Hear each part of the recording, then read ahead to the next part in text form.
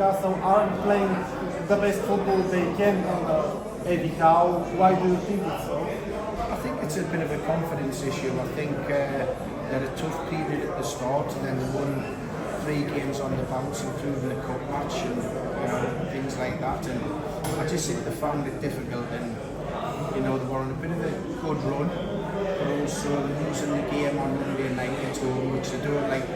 Whenever you play for Newcastle, you don't expect to lose or want to lose at home.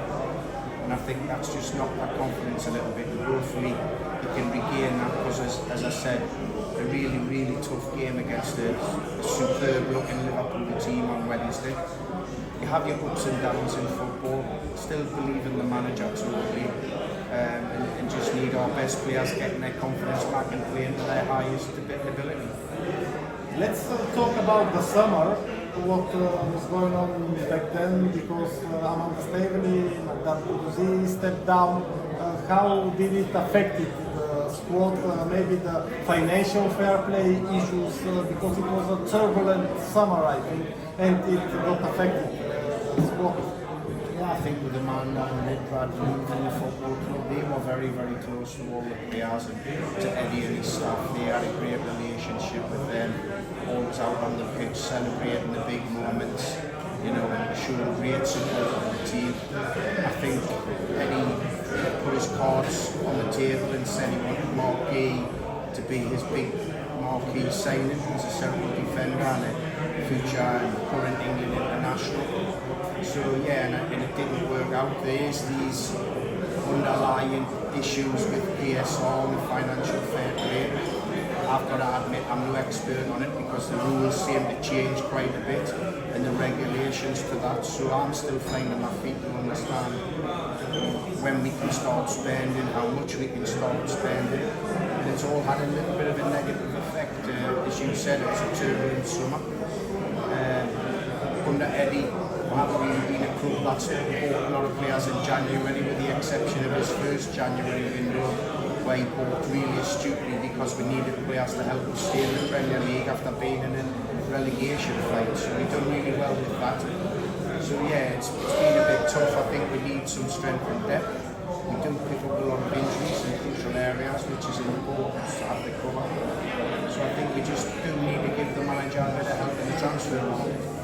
Do you think that what happened in the summer messed up some of the players' heads, minds, because there were speculations with Anthony Gordon to Liverpool, and I think it's not the same player after these speculations? It's natural, right?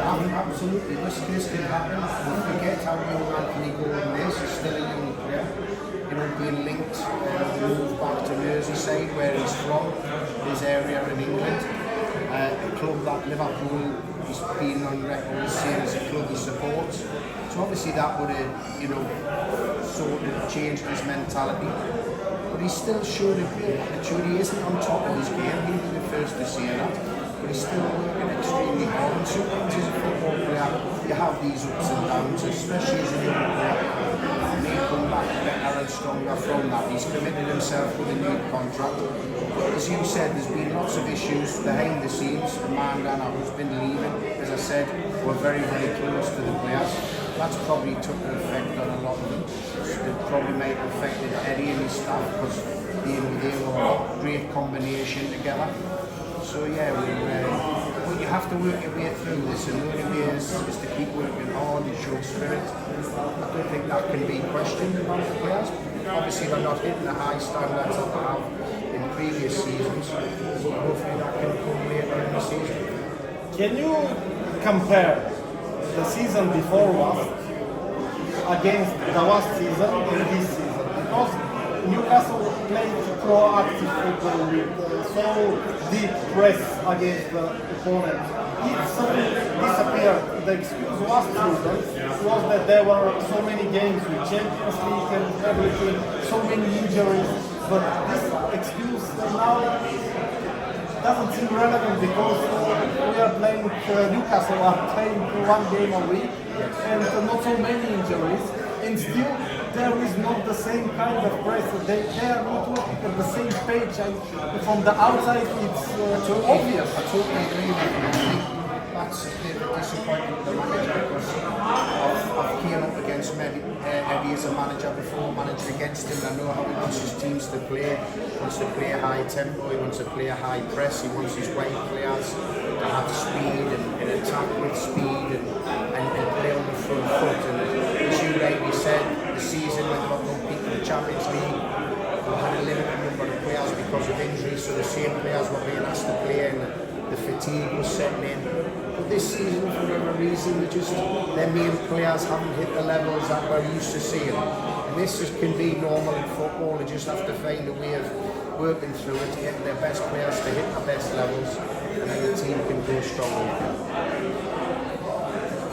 Could we have another striker, not only Alexander Isak, because Callum Wilson is always injured, and we are so relevant on Alexander Isak that he got injured today, and it's obvious that Wilson doesn't have the game practice to be at the level we are searching for this team. I think it's a valid point. I mean, we do have injuries, players with big injury histories, and this is a problem for us going forward. You know, we seem to get, when we get Isak and Wilson fit, one of them then breaks down, so we only have really one recognised striker, even though Anthony Gordon can play there. So this can be an issue for Eddie and his staff. So I think that would be an area where they'll be looking to get players in as well, because you need this strength and depth and the quality of your squad to compete at the highest level. One question outside of Newcastle, because Thomas Tuchel now is England's manager. There is a lot of talk in England that the English managers aren't appreciated. Like, I think you're one of the best examples because you started brilliant as a manager, and now I heard that you don't want to be a manager anymore. Why they don't want an English manager? Why they don't respect the English manager nowadays? And they always say the foreigners are better than English. No, I think there is a little bit of that, but I think in general the English coaches are appreciated.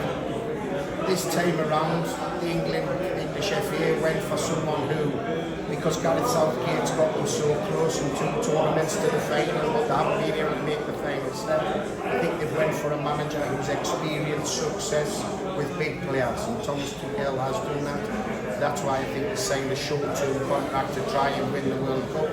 And if he does that, he'll be a legend in England. Okay, let's take you down the memory lane of the entertainers. Of course, you are a very important part of it.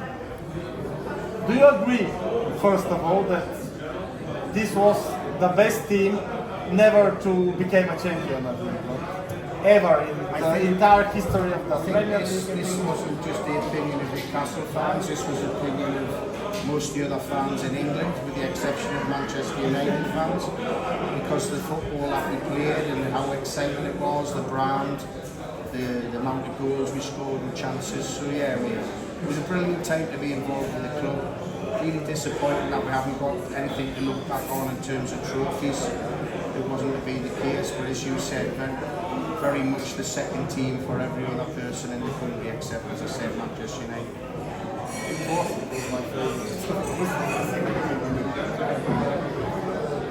Finally, let's make a comparison, because there were a lot of comparisons between Newcastle of Eddie Howe in the year we were fourth and the entertainers here. Now there aren't a lot of comparisons right now, but do you think that this is achievable to make Eddie Howe, this team, look like the entertainers? Because the style is near. Yeah. No, I think you can. I think it's about, that's the key. It's one of the hardest parts of football, is being consistent. And over a period of 4 or 5 seasons under Kevin Keegan, we were very consistent in our performances. We'd always be competitive and challenging at the top of the league and challenging for the title. So this was the consistency that you need. That's what Eddie will be striving for with his team. Obviously a fantastic year when they finished fourth to get the Champions League. Dipped below that for various different reasons in the last 18 months. But he'll be looking to try and get that consistency back in the group. Do you think it was ahead of the schedule, finishing fourth, and now the expectations are very high because of this fourth place in the season before. Absolutely right. I think to go from fighting relegation one year to then getting the Champions League was a huge step that we made. Unbelievable credit to the players and the staff. But then the expectation of the supporters gets bigger, and it become a little bit unrealistic. So if it had been changed round the other way, and last season's finish wherever we did in the top 10, outside of Europe, they would have said that as a success. And then if last season had been full, that would have been brilliant. But because they've done it the hard way, it's proved difficult for them.